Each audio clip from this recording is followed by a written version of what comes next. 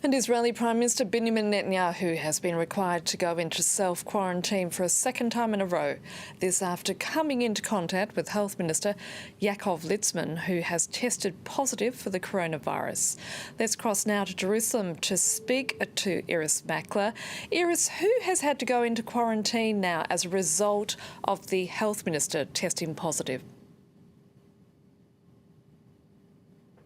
Well, as you say, the Prime Minister has had to go back into quarantine. The head of the security services, the head of the Mossad, so the National Security Council and Israel's spy agency, they have had to go into quarantine. Everyone who's running the crisis from within the health department has had to go into quarantine, as has the head of the largest hospital in Jerusalem.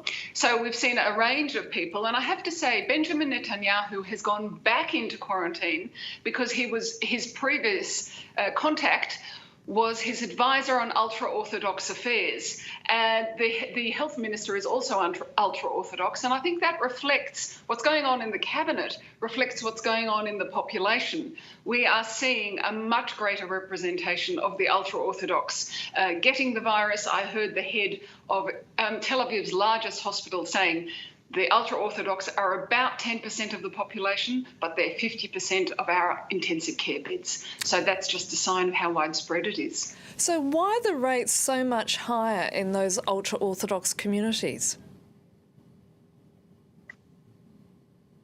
Partly it's how they live. They're very crowded. They have a very communal lifestyle. But it's also how this crisis has been managed.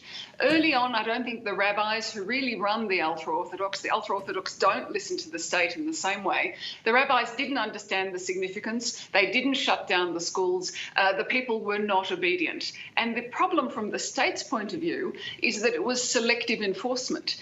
Israel has very strict rules and has had very strict rules about social distancing from the start, from before France, in fact. But it wasn't properly enforced in the ultra-Orthodox areas. So the ultra-Orthodox rabbis told people they could disobey the law. The police didn't enforce it, and that's where we are now.